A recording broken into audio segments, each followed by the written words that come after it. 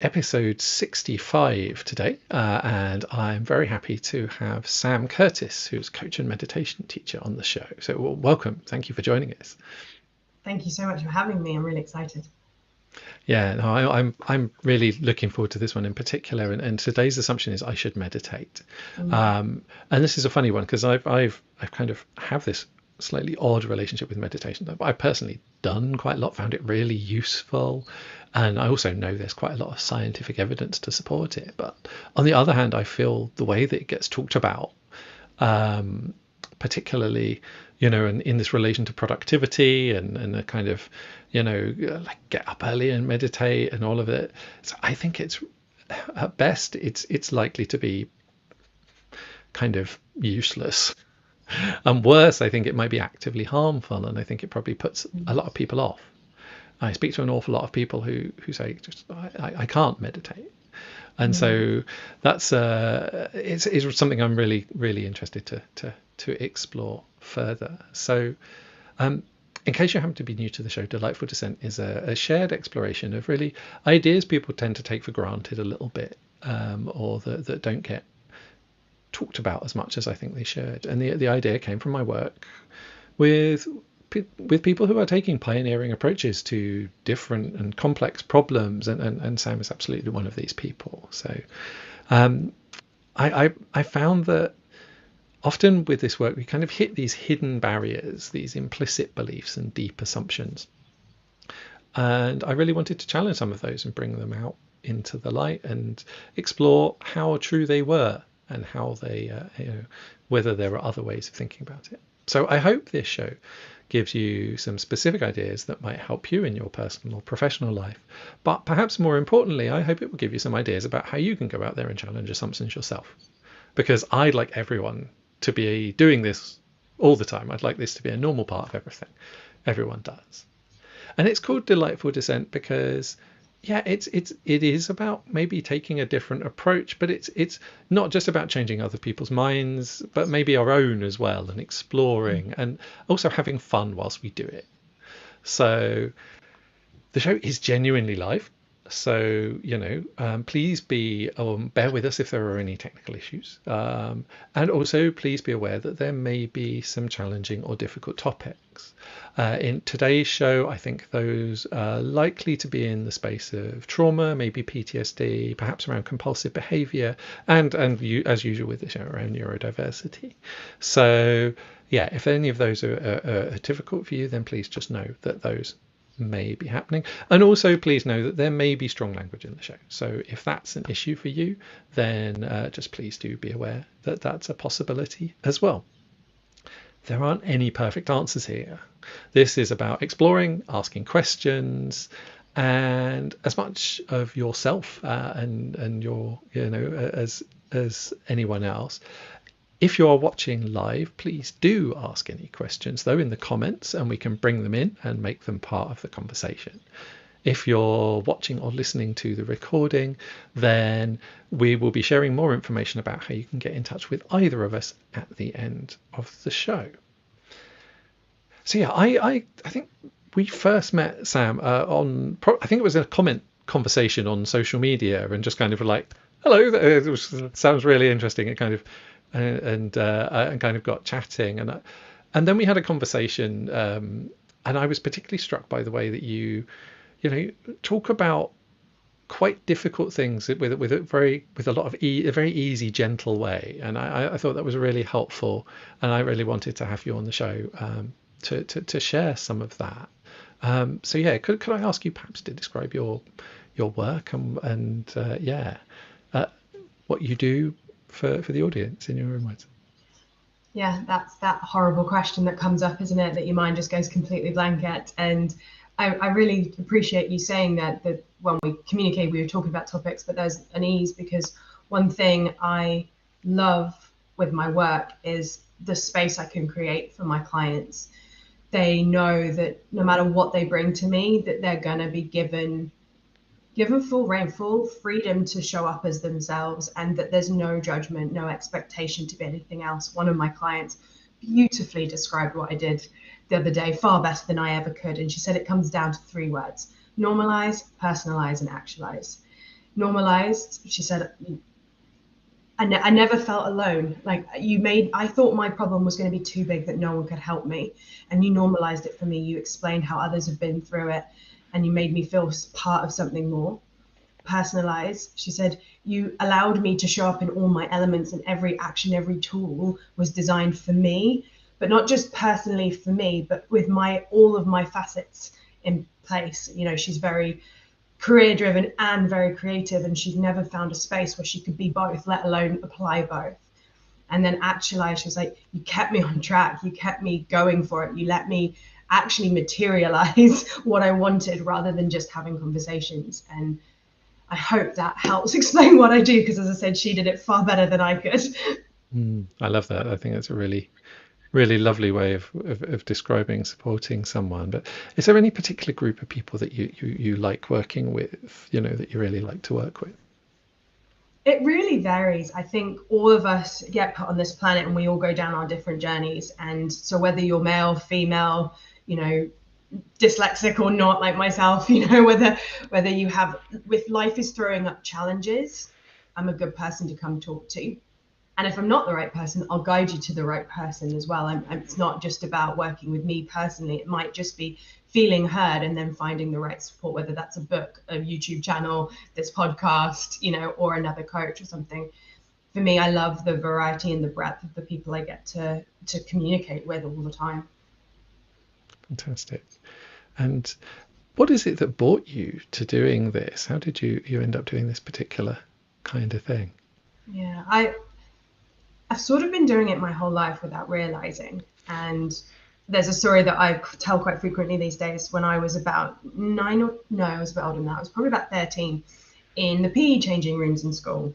And a girl came up to me. Now, I had 300 kids in my year. We weren't friends, right? It was a big school. I didn't know her personally, but we were in the same school year. And she came up to me and she said something, and I wish I could remember what, because it would certainly make the story more interesting. And I just went, well, that's so typically you. And she kind of, you know, stood back, shoulders ready for a teenage fight, you know, go, what do you mean? And I was like, you were always, and then just kind of quoted some of her attributes, some of her characteristics, some of the things that I thought made her her, thinking that that was perfectly normal and that everyone could read people that quickly. And she got very funny. And I went, but put me in a room with anyone for half an hour and I can tell you their deepest desires and dreams. And apparently this is not normal. And so obviously I hid that part of me for quite a while. I didn't realize that my empathy, my understanding of people was actually a skill and a gift. And so, you know, I used it all throughout my life. I mentored people. I've coached people without even knowing I'm coaching them. My friends always come to me. I was nicknamed the Oracle in one of my offices because people just knew if they had a question, I'd have an answer. But I didn't utilize it. I never used the skill, or honed the skill, I should say, until I met my own life coach. And he actually was the life coach for my boss. I used to work as second in command executive assistant to a CEO of, he ran his own business. He'd started it when he was 19, and he had a life coach. And the guy, Craig Goldblatt, amazing man, he said to me, come and have a conversation with me. So we walked around Clapham Common, and it was in that moment I realized, wow, there's actually a job title for what I do naturally. And then I started exploring. I'd done a bit of NLP at university and kind of, I'd always had a passion for it, but had never thought it could be anything more. So yeah, so I met Craig about 10 years ago, and then sort of just slowly eased my way into honing the skill, learning more about it, and then developing it into eventually turning it into a business about 3 years ago now. Oh, fantastic. I love that idea of finding out the thing that you were all along. You know, I feel that that's been for me as well. It's like, oh, actually, I've always done this. This is what I was doing when I was supposed to be doing something else. That's so true. This is what, you know, and I really, yeah, there's something really lovely about that, about the kind of rightness, the fitness, like when it feels like it fits. What is it, as given that we are kind of talking about meditation particularly today, where does that fit into the story for you? Well, self-development is a very, very broad topic. but one that you mentioned this a little bit in the intro. I think like it's a part of self-development that comes up is this ability to sit still and meditate, right? To be present with yourself, your thoughts, and that will help you grow. And so it is an area of my own self-development that I have explored for at least a decade, probably longer. And it's something that I've had a very on-off love-hate relationship with. And I found that a lot of that came from the way you should do it, the expectations, the 5 a.m. watch the sunrise, go outside barefoot walking, sit under the new moon and do this particular one, do metta, do loving kindness, which is actually the same thing. It took me years to figure that out. But, I had a very love-hate relationship until I started realizing that I could receive the benefits with a much shorter practice, with things that I could embed in my everyday. And I started chatting about these with clients and introducing them. And apologies, I do a lot when I'm thinking. I'm not very good at the just going silent part. See, there it is again. Talking about it with clients, and I started to realize that there's actually a way of kind of normalizing meditation, normalizing mindfulness as a particular path of meditation into something that can be really beneficial for us all every single day, rather than these long periods of times or doing a silent retreat, which I really enjoyed. It was a long time of sitting and being present and doing lots of very structured Buddhist meditation. So yeah, hopefully that answers your question. Yeah, definitely. Thank you. Yeah, and before we get too much into the assumption, I like to ask everyone to bring a quote that they'd like to share before we to kind of open things up. Have you got something that you'd like to share? Yeah, I feel like this is, as a coach and a meditation teacher, this carries a lot of different nuances. And it's an old Zen proverb that says, you should sit in meditation for 20 minutes every day. Unless you're too busy, then you should sit for an hour. And the reason I've chosen this one is because I think it encapsulates the topic we're talking about today in terms of I should meditate, because there's a bit of humor in that for me. Like, I love the kind of, if you're too busy, you should do it for more. And that kind of attests to the benefits of meditation, which is great. But it's also got that word should in it, which is, as a coach, it really makes you go, ooh, should we though? What does should actually mean? Why are we forcing ourselves into something that might not work for us personally? And so yeah, that's my point. Thank you. And I think it's like, for me, that lands. I have similarly like mixed feelings, and I like it. It's got that kind of, there's something pleasing about it, but also like, well, great. Well, what if there are life circumstances that mean the reason I'm too busy means that, it becomes that thing of like, it's easy for someone else to say. And I think, a lot of why I was so keen to explore this today is how much there is almost like a moral pressure to meditate or certainly like a moral performance. It's wrapped up in that idea of productivity as a moral thing, and like being the best we can be, and I actually find I think approaching meditation with that mindset is downright problematic. And so, I think it's a great quote to get to the tension for me in this. But how does it relate for you to the topic, to the idea that I should meditate? Yeah, and it's the I should for what period of time and for what position you're in. So if you're too busy for 10 minutes, you should do it for an hour, as if that's going to somehow make the busy go away. And we both know personally and professionally the benefits of meditation in terms of the clarity of mind a short sit can be, right? How much clearer you can be, and therefore how much more productive you can be.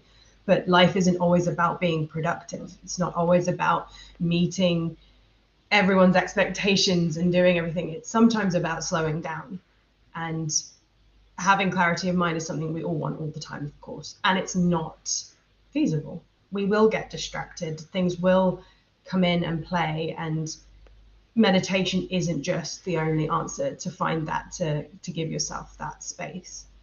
It reminds me, one of my favorite quotes is, the purpose of meditation is to discover that meditation is pointless. And that's, and I think when people hear that, it's almost like, well, then don't meditate. That's not what it means. But I think it's actually very accurate. It's the only kind of thing around this that I've kind of, that I'm like, yeah, I can support that unproblematically. Yeah, and it feels like, you know, when we approach all this stuff with the should and the like, and particularly when I think it's one of those weird things where, like, there's a lot of research that meditation can make you more able, more productive, better interpersonally, a lot more like greater ease interpersonally, healthier physically, mentally. It's an incredibly long list of like, of all the things that it helps with, yet doing it kind of for those reasons, like having that, like, okay, I'm doing this to achieve this end, kind of doesn't work. It adds another expectation. I'm just, what comes up for me there is there's a little bit of resistance to that, and I think that's because a lot of my own practice has been done under that guise of like, well, if I do this, then. And now the way I teach meditation, or mindfulness particularly, is in these short little brackets, these little tools that can quite quickly solve a problem. So one thing I talked about a lot when I was a teacher, I used to teach GCSE and A-level, I tell kids, particularly young girls, because we're very emotional, and you know, the last thing you need is a child crying in your classroom. You know, teenage hormones everywhere, and you know, one tool you can use very quickly is just start orientating yourself in your space, open up your peripheral vision, label objects, physically look around the room, and it will actually stop you from crying. It will stop that overwhelming emotion and just help you to settle.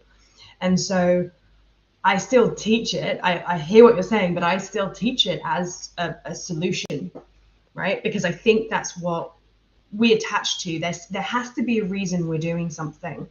Even if we've read all the research, know it, we need to tangibly experience it. And so I tend to teach it under that guise. And I don't think that's doing anyone a disservice, because if it gets them into the practice, it's a good thing. But you're right, there is a real benefit in knowing, like your quote says, that the benefit of meditation is to know that you don't need it. And actually how true that has been through my own journey with meditation now, and how accessible it is to me, and how much more clarity of mind and presence and the relationships, etc., I have without having to commit to something so regularly. Yeah, and I think there's a really interesting, and like a lot of these things, I think there's a reason Zen uses so many paradoxes, because they're a useful entry point into this stuff. Is there's a paradox there between actually what makes you realize you're not present, and that being a really helpful thing to be aware of, and then having a practice that you're practiced at, that you can just do to help you get back to being present. I think perhaps it's because the way, you know, in your example, it's like, it's not to stop feeling whatever you're feeling or to feel differently. It's just to get present to what is actually going on. And this is one of the really interesting things for me around, like, yeah, sometimes it's an internal feedback loop that I'm like, okay, there's something just feedback inside that's a problem. One of the other really interesting things around meditation is, as you're kind of developing awareness, you know, you're developing inner and outer awareness, and that can make you aware of things that are really a problem, you know, that are really a source of pain in the outside world. And we often don't talk about that. It feels a little bit like a lot of the conversations around mental health are around like, okay, you should, it's like this person doesn't, like a normal person, whatever that means in inverted commas, doesn't feel anxious in this space. Therefore, if you feel anxious in this space, that's incorrect or inappropriate. Whereas for me, with as a neurodivergent person, actually there are good reasons for me not to be comfortable in a space that are completely valid, that could induce, that are of fear. So it's not inappropriate to feel that way for me. Where it is, maybe for someone else. And I think there's something really interesting for me in that around, okay, if you're meditating to feel differently, then like because you think the feeling is wrong, then that's going to be a really difficult thing. But if it's just like, oh, okay, maybe this means I'm not that present, I'm getting overwhelmed, and I want to kind of understand what's going on, and I have a thing that I can just do to do that, and I'm happy with it wherever it, I'm happy with whatever arises, then that's a very different thing. And I think it's that difference between like doing it for a very specific outcome and with the idea that you might want something different to arise. I love that. For me, these techniques and mindfulness meditation is specifically to get you back to your natural best. Because if you look at it in a very simplistic state, when you're overwhelmed, your nervous system is fired up, your prefrontal cortex has slowed down, your amygdala is in charge, you're not able to think coherently. You're not able to access your own understanding of yourself. You haven't got that awareness. It happens to us all. And having tools and techniques that just help you to calm your mind and build that relationship between the amygdala and the prefrontal cortex helps you to come back to your natural best, so that you in that argument don't have a big old rant and dump a load of stuff that you don't want to say. You can actually go, right, what do I really want from this situation? What's the right way to proceed? And have a proper conversation so that you don't end up fighting with your partner all the time or a friend. You can have that awareness of you at your natural best and then embrace the situation for what it is. I think you touched on something else that's really helpful is one of the things that does help is when we have a rote response. When we have a just, okay, this means that, and it's like it just follows and we don't even know. And sometimes it might be true, sometimes, but sometimes it might not be, or sometimes there might be some nuance, or there might be some difference. And it feels like, again, this idea that I should change that is perhaps where I get uncomfortable, but I should be able to examine that and see if see how I feel about it. It's a different thing. And I think this idea of so much of the pressure to kind of meditate is to change oneself, and it's a very weird, actually it amounts to something quite almost impossible, because you're trying to change from where, but that's the way it's often kind of sold. And I think this also relates to me to the kind of mindfulness kind of thing of like, companies bringing people in to increase resilience, and it's like there's something really unpleasant about that. And I think perhaps hopefully I'm not, I do like kind of stretching an analogy. So in this particular one, this idea of food and your approach with the small bits, it's like, okay, and I think there's a fear with doing it in small bits that it's not healthy or wholesome. It is that it's associated with the kind of mindfulness, but actually it's the difference between having a healthy snack and an unhealthy snack. It's like, okay, sometimes you're just a little bit hungry, so do you eat an apple, or do you eat some nuts, or do you eat like a bag of crisps? And sometimes you still want to eat a bag of crisps, that's fine. But also sometimes you might, it's like, what do I actually want? And is there a small healthier way to approach this? It's And I think always, sorry.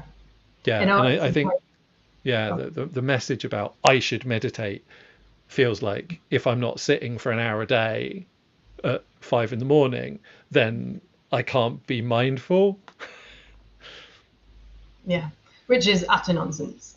It always surprises me how much with clients I end up asking the question, and is that something you want to change?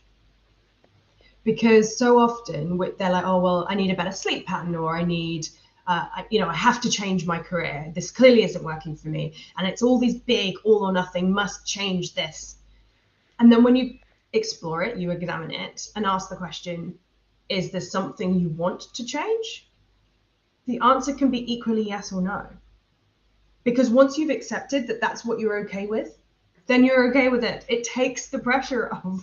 So it's the same with mindfulness. If you're not sitting for an hour every morning because that's too much and your life has too much in it, that's okay. It doesn't mean you can accept that mindfulness is not an hour's practice for you, but you can also then examine and look at, actually, I do want that healthier snack. Instead of getting a glass of wine at the end of the day because life is a bit stressful and I just need to switch off from work, you can go, right, I'm going to use one of those little techniques, whether it's orientating to the room, opening up the peripheral vision, whether it's doing a color walk, whether it's sitting with a pet and exploring all five senses. There's so many out there that takes a short period of time.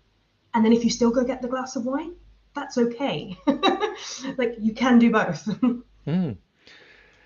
Yeah, I think that's a, yeah, there's something around this idea of like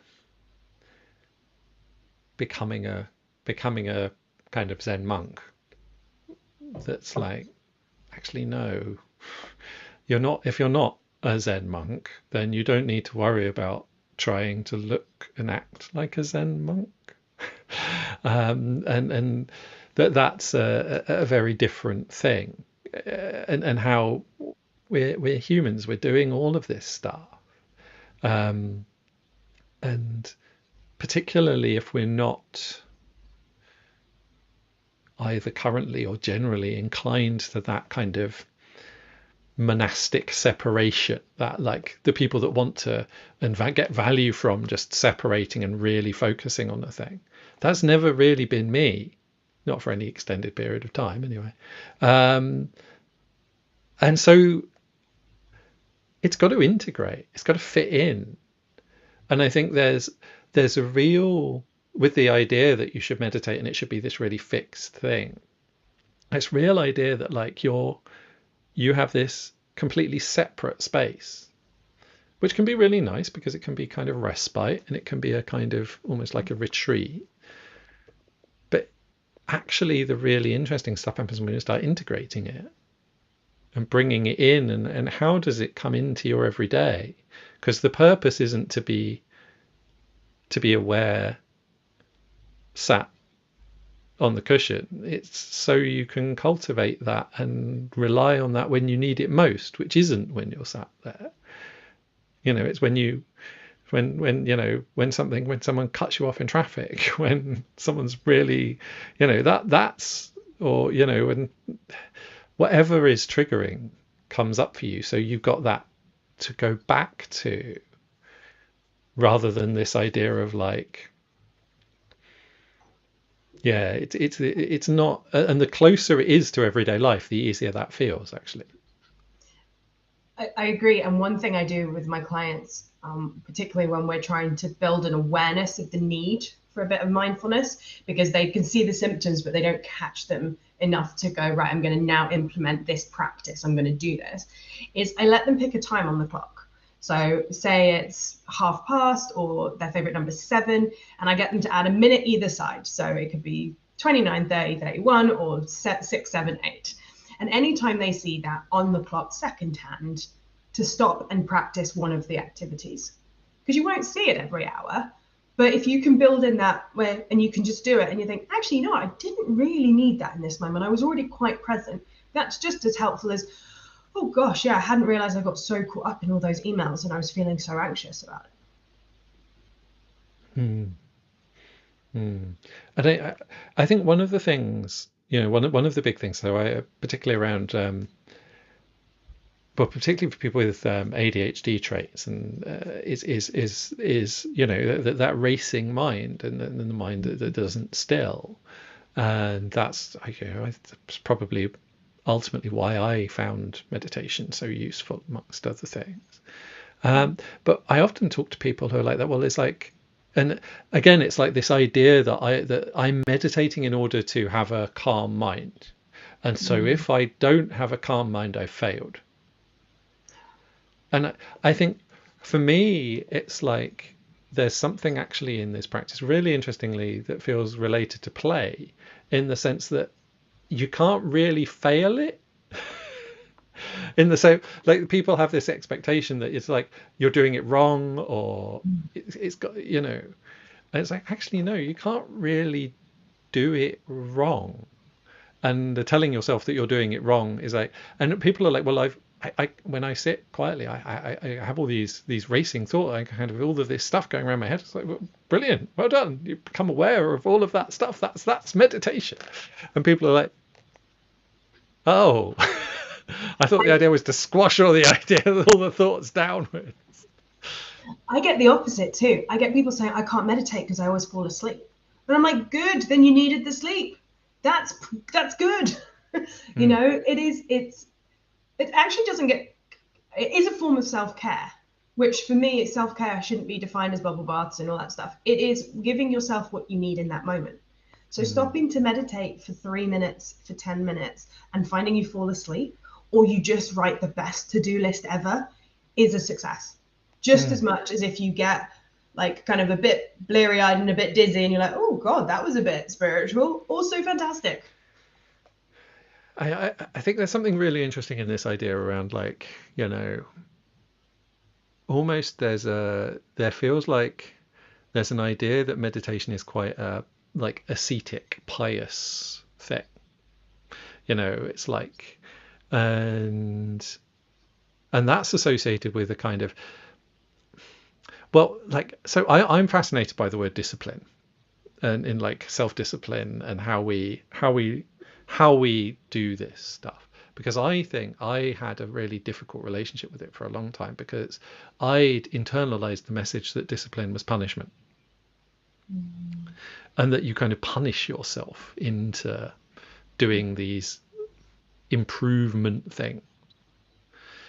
And actually, I think a lot of, certainly a fair number of people, but particularly a lot of neurodivergent people, we often end up with a compulsive relationship with things that are supposed to be healthy, including self-improvement. I know a lot of people who are kind of compulsively self-improving, and it's quite a difficult thing to unpick, because how do you do that? Particularly because it's like, how do you do self-improvement without, there's a difficult feedback loop in that particular one. But this idea of discipline as like punishment, I definitely was like, okay, I need to push myself to sit down, and like, why make myself do this? And actually, I realized, like, discipline as a word is related to the same, to disciple. It's about devotion.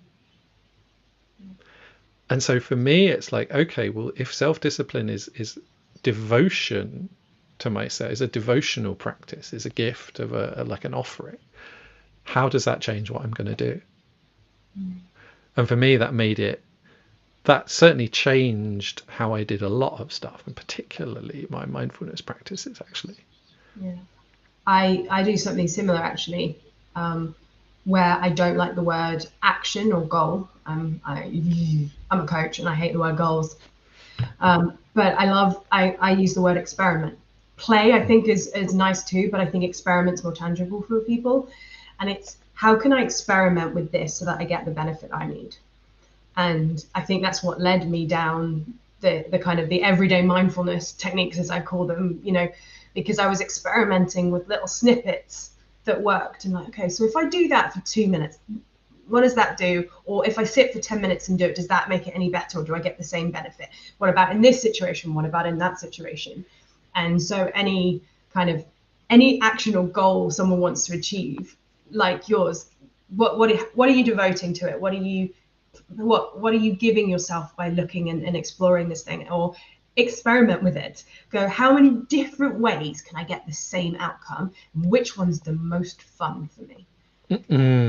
I think there's actually, for me, there's something interesting in that idea of, I don't know, sitting with the playful experiment. I think there's something around playful experimentation, actually, because it is about fun.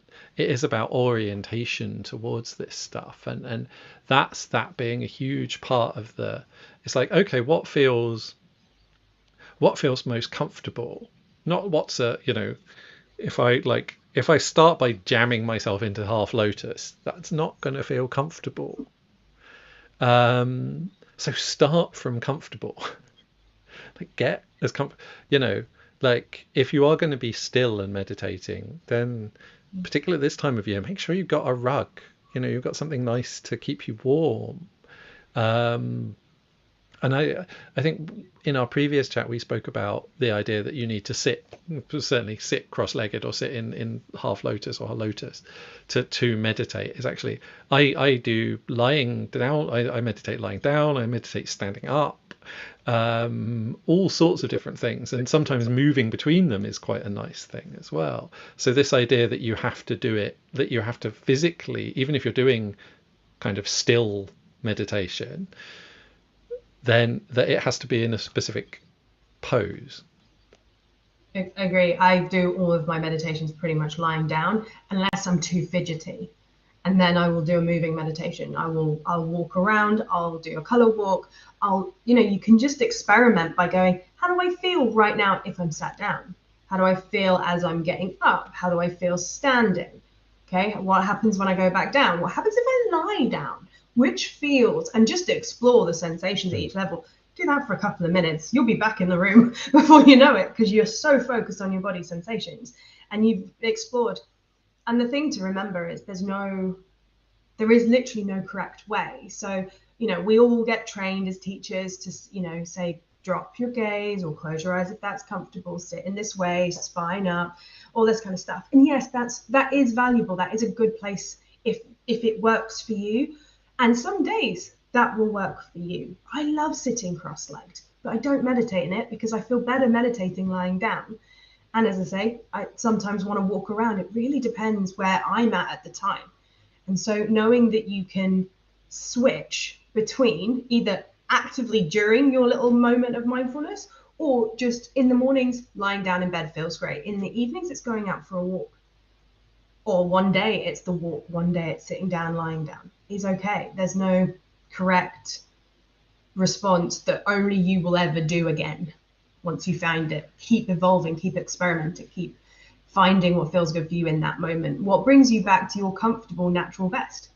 And I think in that moment is so important. You touch on something. It's like, because again, with the idea that there's a way to meditate right. I'm just waiting for someone to televise like competitive meditation. I really think we should, almost think that would be great. That would be so good as a parody anyway. I kind of want to do that now. But that idea that we have to be in a good place to be able to do it. And we have to set ourselves up to be able to do this particular way of doing it.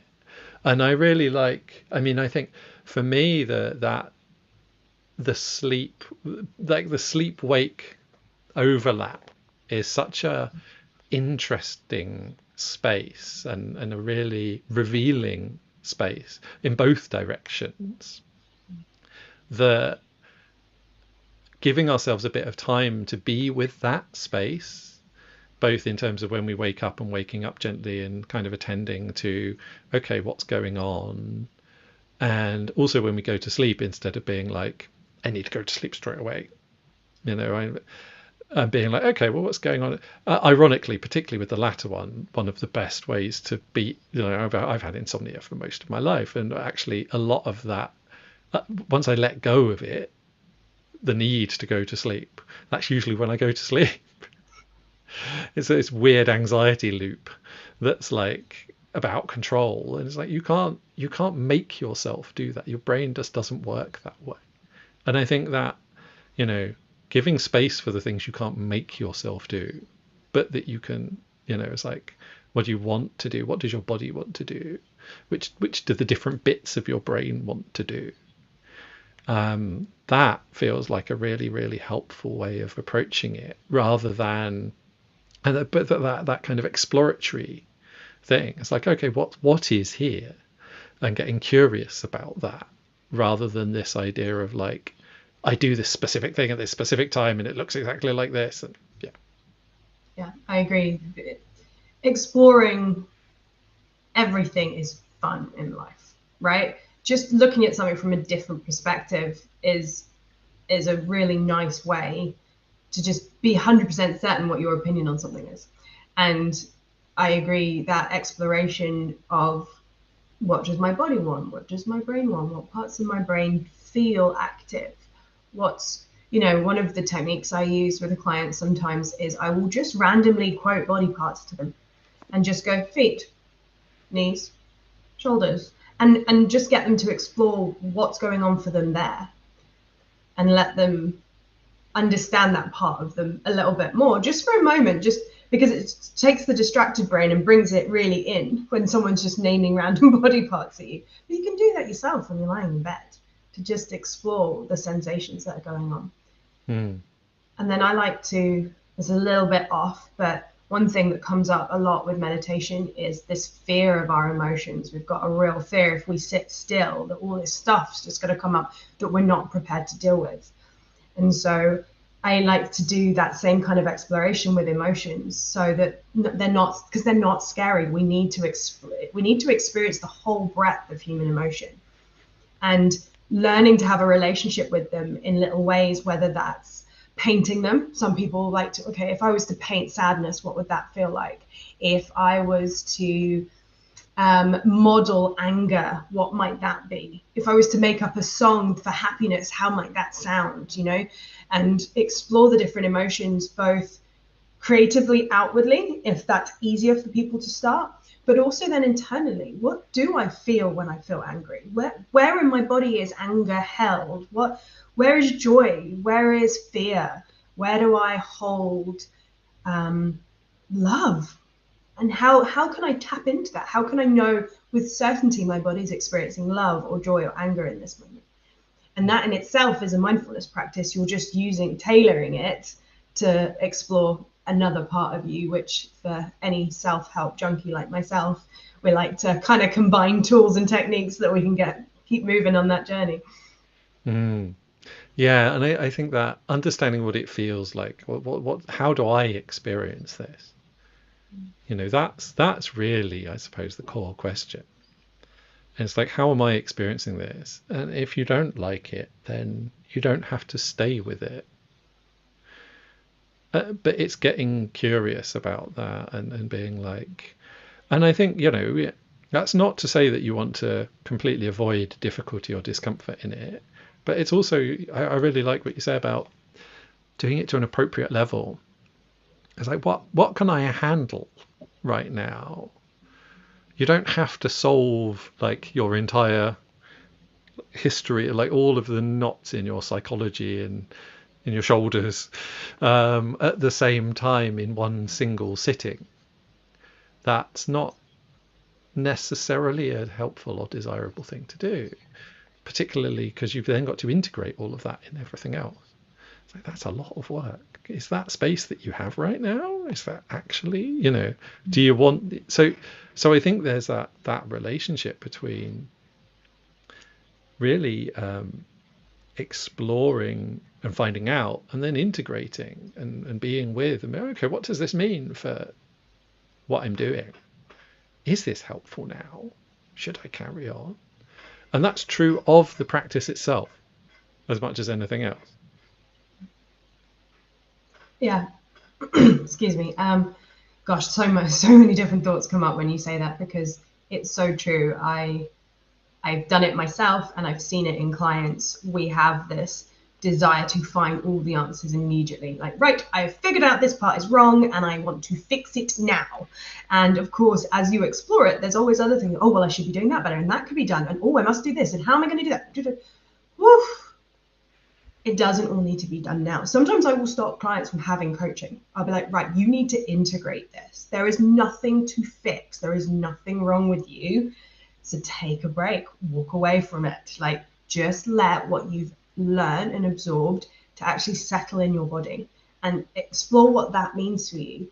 Because it's, whether it's mindfulness or coaching or any form of self-development, it's about, like you say, is this right for me right now? You know, if your mindfulness practice is an hour a day right now and that works, do it. That's fantastic. Ignore what we're saying, go away, keep your practice up.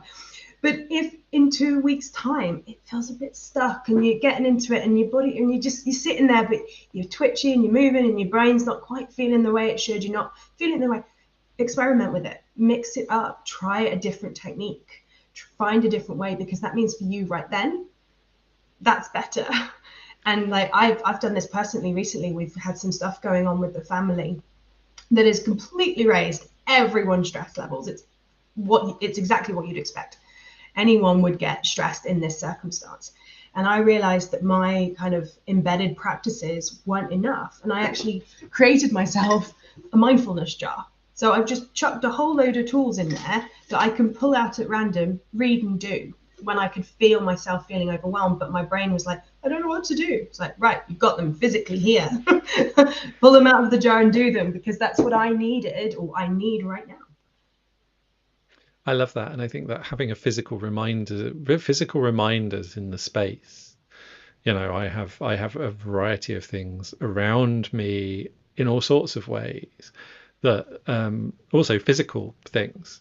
Actually doing this show, I'm usually playing with a kind of fidget toy, but that's partly because it helps me get present.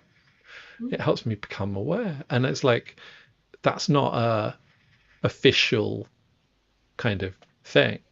That's not a norm, but having what we need around us to support us,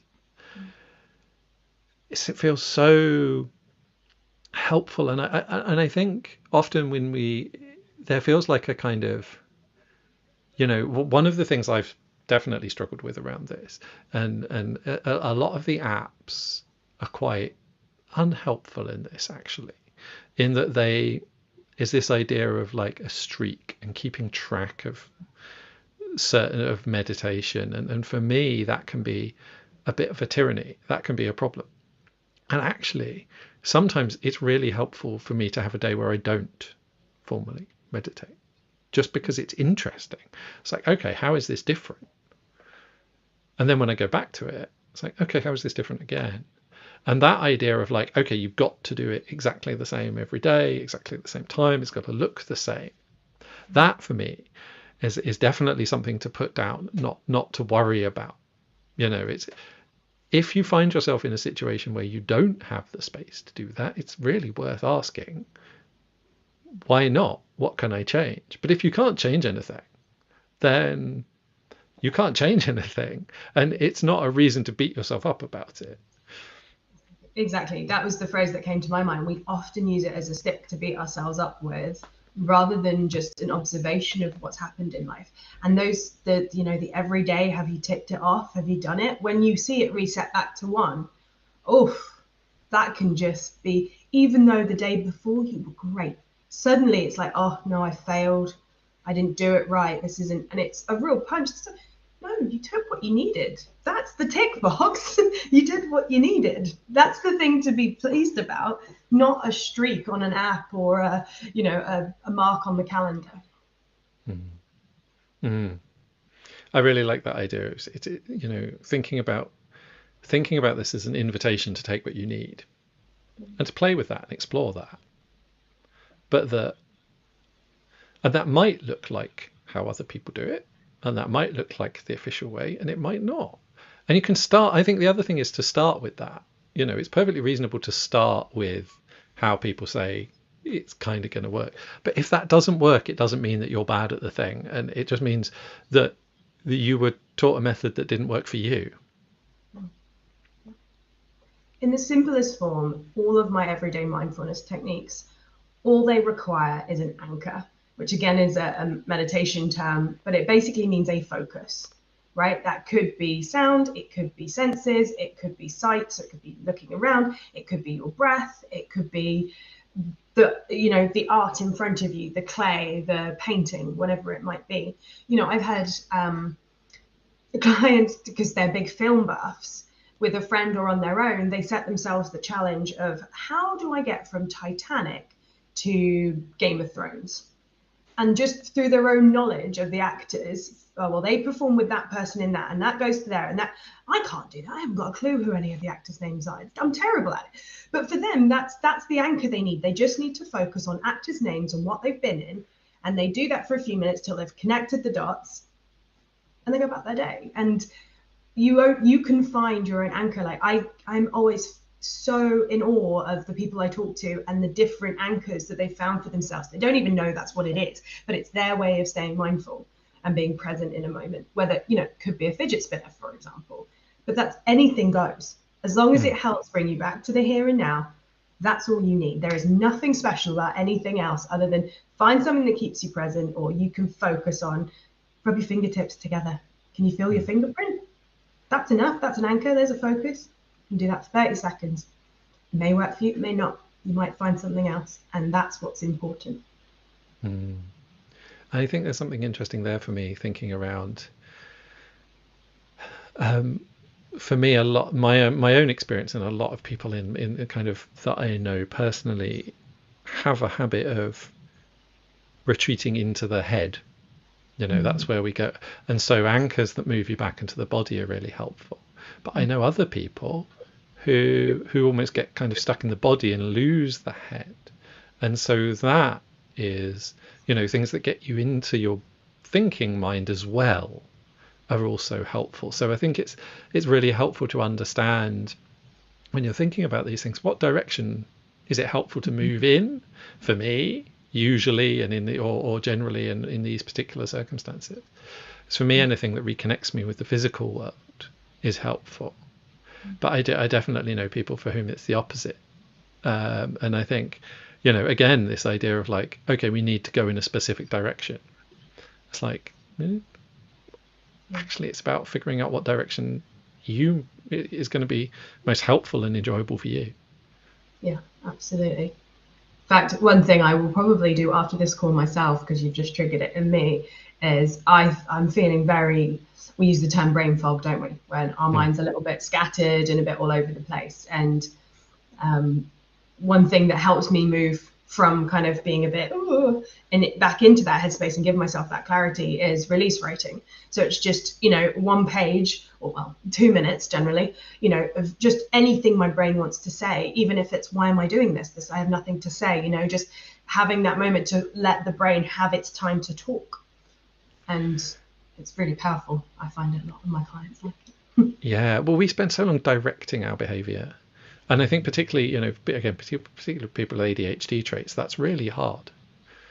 And I often find, for me, my brain fog is because it's just that bit's used up for now.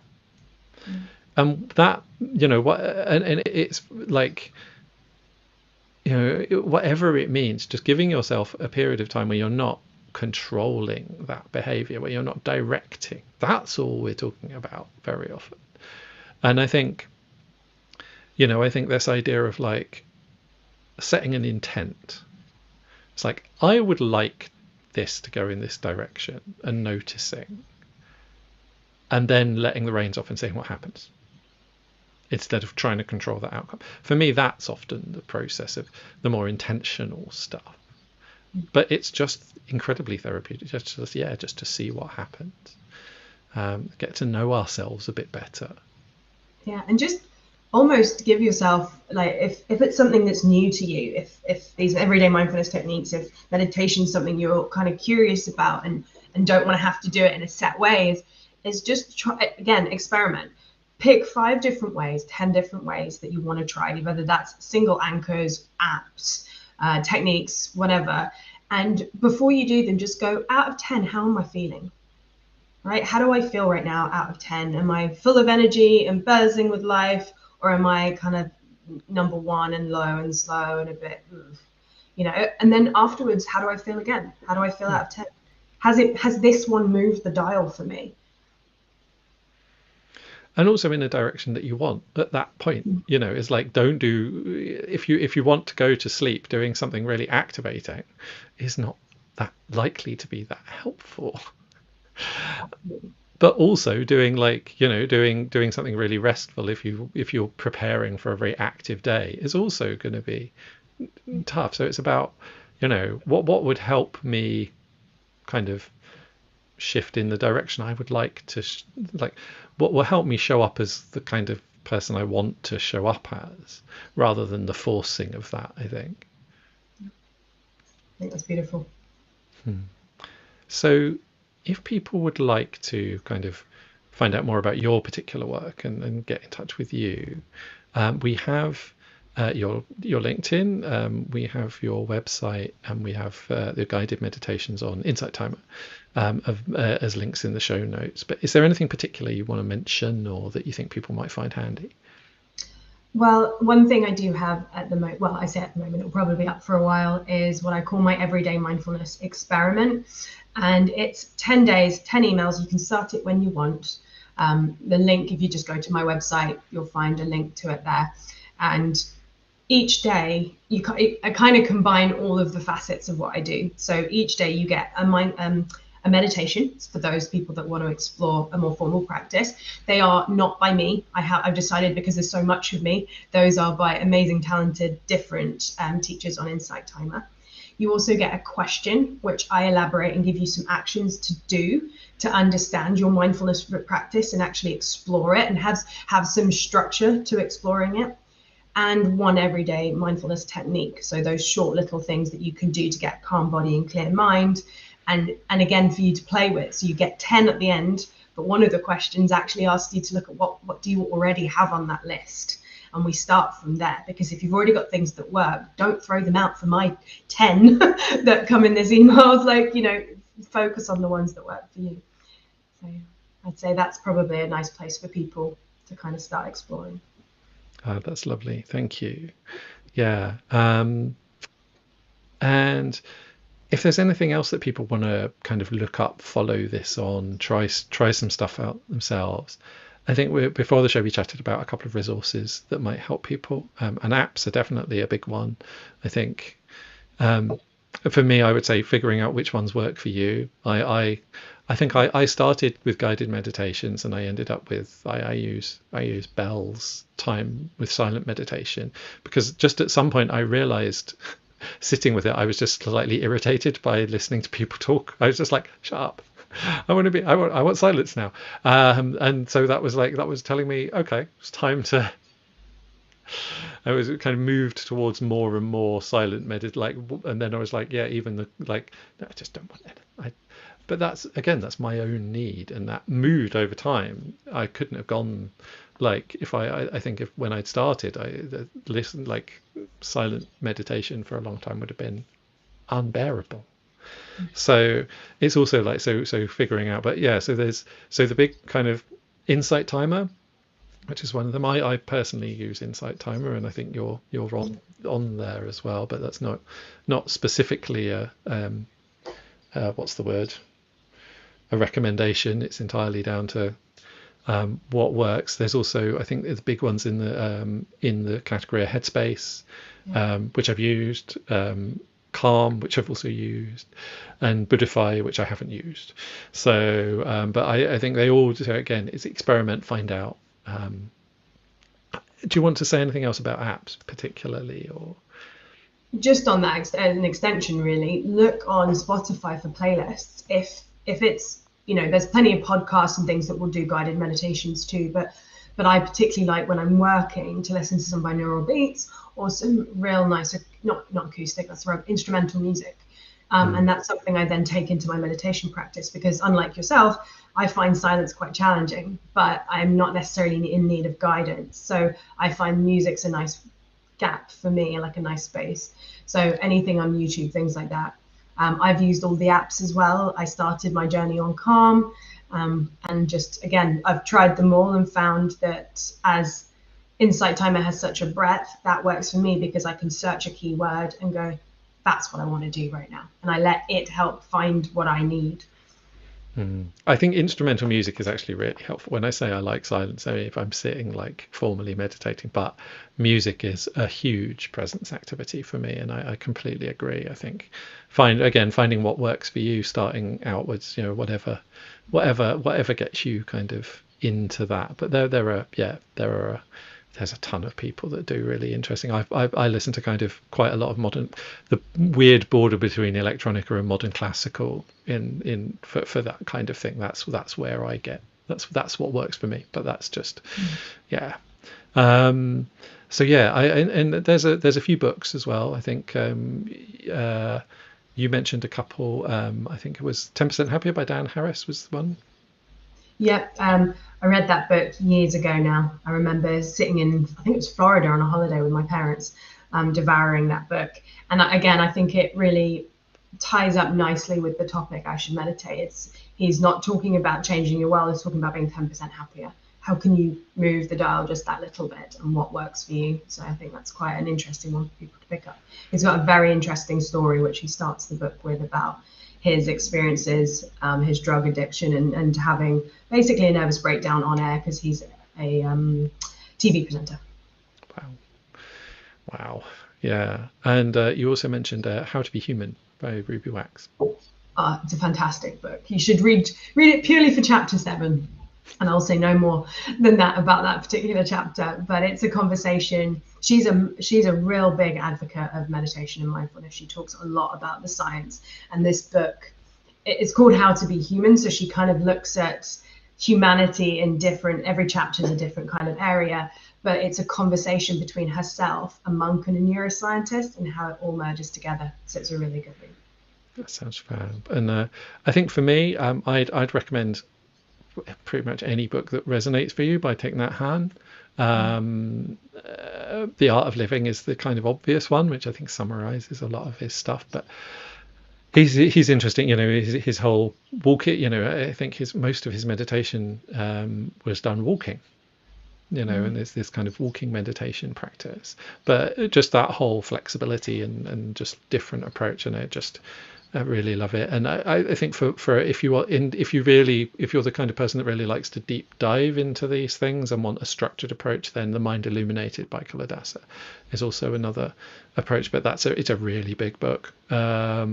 Also, Full Catastrophe Living by Jon Kabat-Zinn is another one. So those are really big. They're huge books, and they're like, you can work through them over years kind of thing. But if that's your kind of thing or what you're looking for, then it's helpful to know that those are there too. So yeah. Anything else that you can? I think we've hit all of the ones I can think of. So hopefully that's enough to get people started. I think that's plenty. We don't overwhelm them. No, exactly.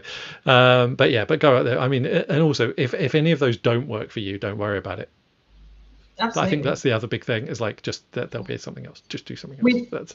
Hopefully all the audience will notice when they look at the book jackets and things like that you and I have recommended very different styles of book, because we're both very different styles of people, and that is reflected in our work, in our language, in our meditation practices. And that's the blessing, is that the people go out and write these books for their people, not for everyone, but for their people. And I particularly love Ruby Wax. That book made me laugh and cry, and it was brilliant. But to some people, it will feel too simplistic. It will be too comedic. Fine, pick a different book up. Yeah. I think that's great advice. So yeah, thank you so much for being on the show today. I really enjoyed this conversation. It was really nice to explore this kind of aspect of something that's quite important to me that I haven't really talked about on the show very much before. So particularly thank you for bringing that. Well, thank you so much for having me. I love talking about it. I could talk for hours, so probably best if we stop. Yeah, just out of kindness to the audience, we'll bring it to a close now. But yeah, I hope that did get you kind of thinking in the audience as well, and has raised some thoughts and ideas for you. If it has, please do reach out and ask. do get in touch with either of us. And like I said, the links are all in the show notes. It is your support in the audience that makes this show possible, or well, kind of legitimizes my excuse to have these conversations with really lovely, interesting people. You can find upcoming and past episodes on YouTube and LinkedIn. So please do share anything with anyone you think might find it useful. There is the podcast available, though it is pretty out of date, which I am still working on. You search for Delightful Dissent on whichever podcast platform you use. And it is getting close to having its new home. If you go to matthewbellringer.com and follow the link that's right there when you go to that website, you can find a preview of the new site. So that's quite exciting. This is quite a big step forward compared to, in fact, I've been talking about this for over a year on the show now. So please do have a look at that and see, kind of there's some stuff there to explain where we're going with all this and what I'm doing, and some information about how you might want, if you want to do something similar as well. And also then I'm going to share this upcoming episode, but there might be another episode in between because this one's a little way off in the future. I just haven't quite kind of sorted all the details yet. So do keep an eye out. But the next episode we've got in the diary is with Dr. Rachel Morris, who's a GP keynote speaker, coach and podcaster. And we're going to be talking about the assumption you should take responsibility. And I think, again, this is a really interesting one for the coaching space. It's like, there's so much pressure to take control, take responsibility, and also to help, take responsibility for other people, and if you have that ability, and always to take on more and more. And as someone personally who's prone to burnout, I know that's not always a good thing, but really it's a hard idea to resist. So I'm really interested to explore that. And I think in some ways, again, it kind of crosses over with some of the stuff we've been talking about today and finding what works for you. So I'm really looking forward to that one. That's going to be 5 p.m. UK time. Sorry. No, I was going to say that sounds fantastic, because I think there's an element of taking responsibility feels like taking control. So I will definitely be tuning in for that one. Thank you. Well, there's a fair bit of notice for this one. So 5 p.m. UK time on Wednesday, the 8th of March is when we're going to be live. So I very much hope to see you all then. But in the meantime, please do go out there and make some delightful dissent of your own. Thanks and goodbye.